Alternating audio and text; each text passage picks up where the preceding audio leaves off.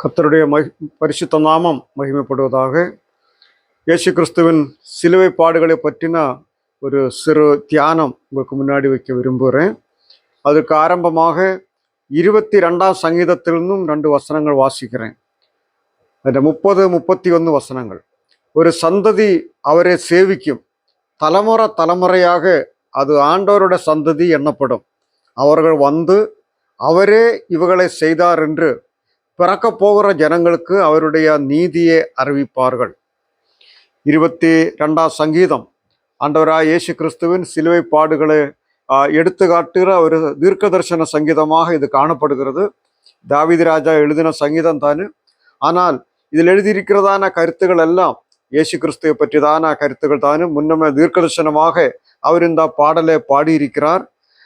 அவருடைய சிலுவை பாடுகள், அவர் அனுபவித்த கஷ்டங்கள், வருத்தங்கள் எல்லாவற்றையும் இந்த சங்கீதத்தில் பார்க்க முடியும். இந்த சங்கீதம் ஆரம்பிக்கிறது, என் தேவனே என் தேவனே ஏன் என்னை கைவிட்டீர், எனக்கு உதவி செய்யாமலும் நான் கதறி சொல்லும் வார்த்தைகளை கேளாமலும் ஏன் தூரமாயிருக்கிறீர். அந்த இயேசு கிறிஸ்து என்ற சிலுவை அவர் சொன்ன அந்த வார்த்தையைத்தான் ஆரம்ப வசனமாக சொல்லி இந்த சங்கீதம் ஆரம்பித்திருக்கிறது. ஆண்டவராய் இயேசு கிறிஸ்து சிலுவையில் என் தேவனே ஏன் என்னை கைவிட்டீர்னு அழுகிற நிலைமையில் அவர் மாற்றப்பட்டார். ஆனால் அது நாம் தியானிக்கின்ற வேளை, அப்படி அந்த சிலுவையில் அழுத ஆண்டவராய் இயேசு கிறிஸ்து யார், அவர் எதற்காக அழுதார், அந்த கருத்துக்கள் எல்லாம் வாசிக்கின்ற வேளைத்தான் இந்த கடைசி நாம் வாசித்த ஒரு சந்ததி அவரை சேவிக்கும் அந்த வசனத்தின் விளக்கம் நமக்கு புரியும்.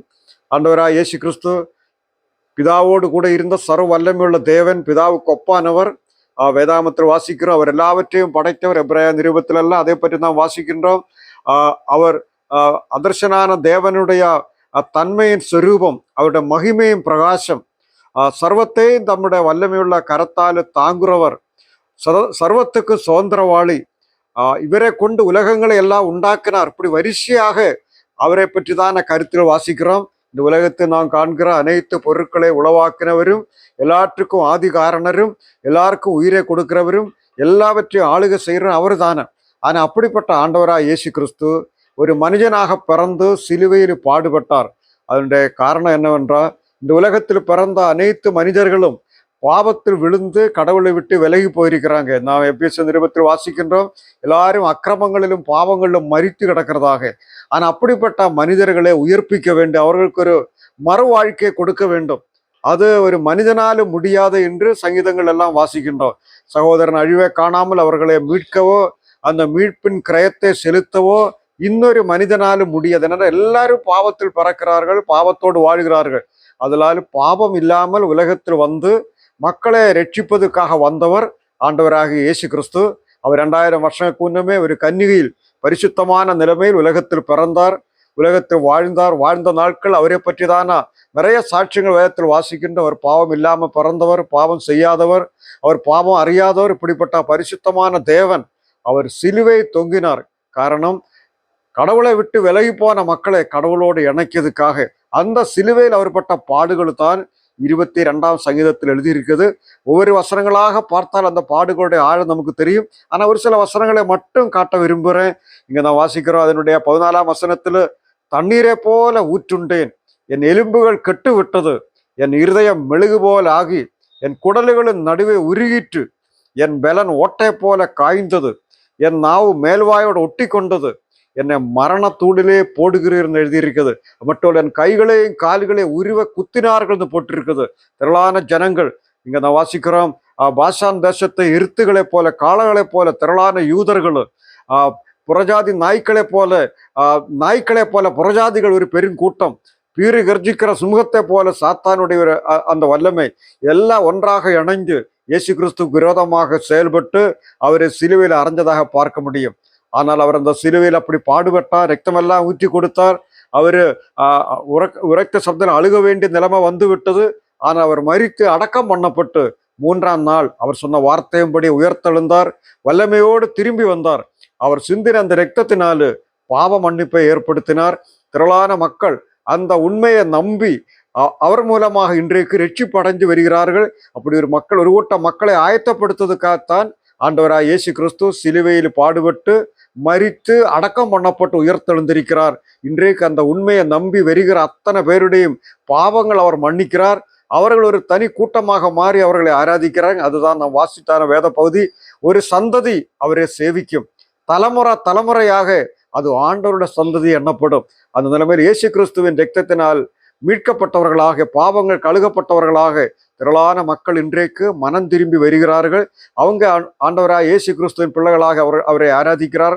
வேதத்தில் வாசிக்கிறோம், ஆண்டவராய் இயேசு கிறிஸ்துவே உலகம் விட்டு போவதற்கு முன்னமே சொன்னார், நீங்கள் என்னை நினைவு கூற வேண்டும், என்னை நான் செய்த காரியங்களை தியானிக்க வேண்டும். அதன் அடிப்படை அவங்க கூட்டமாக கூடி கர்த்தரை நினைவு கூறி ஆராதிக்கிறார்கள். அப்படி கூடி ஆராதிக்கிற ஒரு கூட்டம் மக்கள் அந்த சிலுவை மரணம் மூலமாக முன்னேறி வருவார்கள் சொல்லப்பட்ட வார்த்தை நிறைவேறினது. ஒரு சந்ததி இன்றைக்கு அவரை சேவிக்கிறார்கள். அது மட்டுமல்ல, தலைமுறையாக அது ஆண்டவருடைய சந்ததி எண்ணப்படும். அவங்க அந்த உண்மையை அடுத்த தலைமுறைக்கு கைமாறினார்கள். அந்த தலைமுறைப்பட்டவங்க இயேசுநாதரை ஆராதித்தார்கள். அடுத்த தலைமுறை அது மறுபடியுமாக நினைவுகிறார்கள். இங்க கடைசி வாசிக்கிறோம், அவரே இவர்களை செய்தார் என்று பிறக்க போற ஜனங்களுக்கு அவரோட நீதி அறிவிப்பார்கள். இயேசு கிறிஸ்து தான் எங்களுக்கு இந்த ரட்சிப்பை ஆயத்தப்படுத்தினது. அவரால தான் நாங்கள் மீட்கப்பட்டிருக்கிறோம். அவரால தான் எங்களோட பாவங்களுக்கு மன்னிப்பு வந்தது. இது பிறக்க போற சந்ததிகளுக்கு தலைமுறையா கைமாறி இன்றைக்கு இருக்கிற நாமும் இந்த உண்மையை புரிந்து கொள்ளத்தக்க நிலைமையில் தேவன் நமக்கு ஒரு வழியை ஆயத்தப்படுத்தி இருக்கிறார். இந்த ஆராதனை வேளையில் அல்லாவிட்டு அவரை நினைவுற இந்த வேளையில் நீங்க இந்த உண்மையை உண்மையாகவே புரிந்து அவர்களை ஆராதிக்கிறார்களா? அதுதான் நமக்கு முன்னாடி இருக்கிறதான கேள்வி. இந்த ரட்சிப்பும் இந்த சந்தோஷமும் இந்த மன்னிப்பு எல்லாம் நம்மாலே உண்டானதல்ல.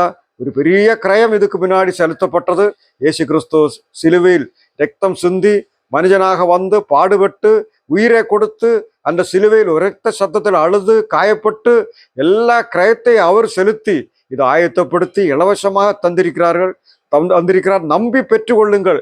அந்த ஒரு வழி அவர் ஆயத்தப்படுத்தி இருக்கிறார். அது நம்பி பெற்று கொண்டவர்கள் தலைமுறையாக இதை எடுத்து சொல்லி இன்றைக்கு அவரை ஆராதிக்கிறார்கள். அதில் அந்த கல்வாரி சிலுவை காட்சியை நோக்கி பார்த்து அவரை ஆராதிக்கிற மக்கள் ஆசீர்வதிக்கப்பட்டவர்கள். இன்று விசுவாசத்தால் ஆராதிக்கிறோம். ஆண்டவராய் இயேசு கிறிஸ்து திரும்பி வருவார். வந்ததுக்கு பிற்பாடு அந்த சந்ததிகள் எல்லாம் ஒன்றாக இணைஞ்சு அவரே நினைவு கூறி நீர் அடிக்கப்பட்டீர் என்று சொல்லி அவருடைய பாதத்தில் விழுந்து இரத்தத்தால் எங்களை கழுகி மீட்டேன்னு சொல்லி அவரை ஆராதிக்கிறார். நாள் வரப்போது அதில் இந்த சிலுவை பாடுகளை நினைவு கூறி நன்றி செலுத்தினவர்களாக நாம் காணப்படுவோம். அவருடைய மரணம் மட்டும்தானே நமக்கு இந்த ரட்சிப்பு காரணம். அவரால் அல்லாமல் நமக்கு வேறு ரட்சிப்பு இல்லை. அவர் மூலமாகத்தான் நமக்கு இந்த மாற்றம் வந்து விட்டது. அதில் நம் எங்கே போனாலும் எந்த சூழ்நிலையிலும் அவரை நினைவு கூற வேண்டும், அவரை ஆராதிக்க வேண்டும். இந்த வசனத்துக்கு ஏற்ற நிலைமையில் ஒரு சந்ததி அவரை சேவிக்க நிலைமையில் நாம் முன்னேறி வரும்படி கர்த்தர் கிருபை செய்தார். அதில் இன்று அவரே நாம் நினைவு கூறி ஆராதிப்போம். ஆண்டவரே, உங்க மரணத்தினால் உங்க இரத்தத்தினால எனக்கு இந்த மன்னிப்பு வந்தது, மீட்பு வந்தது, உமக்கு நன்றி என்று சொல்லி அந்த சிலுவை காட்சியை உணர்ந்து நன்றி செலுத்தி அவரை நாம் ஆராதிப்போம், நன்றி செலுத்துவோம். நான் ஜெபிப்போம். எங்களை நேசிக்கின்ற நல்ல ஆண்டவரே, பரலோக பிதாவே, இந்த வேலைக்காக உமக்கு நன்றி. நாங்களும் நினைவு கூறி ஆராதிக்கும்படி இந்த வாய்ப்பை கொடுத்ததுக்காக உமக்கு நன்றி செலுத்துகிறோம். உங்க மரணம் இல்லாவிட்டால் எங்களுக்கு ஒரு ரட்சிப்பு இல்லை. உங்க சிலுவை பாடு இல்லாவிட்டால் நாங்கள் இந்த விசுவாசத்திற்கு வர முடியாது.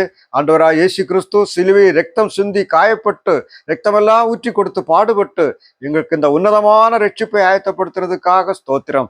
ஒரு சந்ததி அவரை சேவிക്കുന്ന வார்த்தையும்படி ஆண்டவரே ஒரு கூட்டம் மக்கள் அந்த மரணத்தை நம்பி முன்னேறி வரும்படி உதவி செய்ததுக்காக உமக்கு நன்றி. நாங்களும் அந்த உண்மையை புரிந்து கொண்டு வருவதற்கும் அடுத்த தலைமுறைக்கு இதை எடுத்து சொல்லவும் கர்த்தர் கிருபை செய்திருப்பதற்காக ஸ்தோத்திரம். அவரால் இது வந்து விட்டதுன்னு தலைமுறையாக சொல்லி ஆராதிப்பார்கள் சொல்லி சொன்ன வசனத்தின்படி ஆண்டவரே நாங்களும் இந்த உண்மையை நினைவு கூறி எங்கள் ஆண்டவராக இயேசு கிறிஸ்துவினால் எங்களுக்கு இந்த மீட்பு வந்தது என்று நாங்கள் உணர்ந்து நன்றி செலுத்தி நாங்கள் ஆராதிக்கிறோம், உண்மை நினைவு கூறுகிறோம், நன்றி செலுத்துகிறோம். இந்த ஸ்தோத்திர ஸ்துதிகள் எல்லாம் இயேசு கிறிஸ்துவின் நாமத்தில் ஆண்டவருக்கு நாங்கள் ஏறெடுக்கிறோம். நல்ல பிதாவே, ஆமீன்.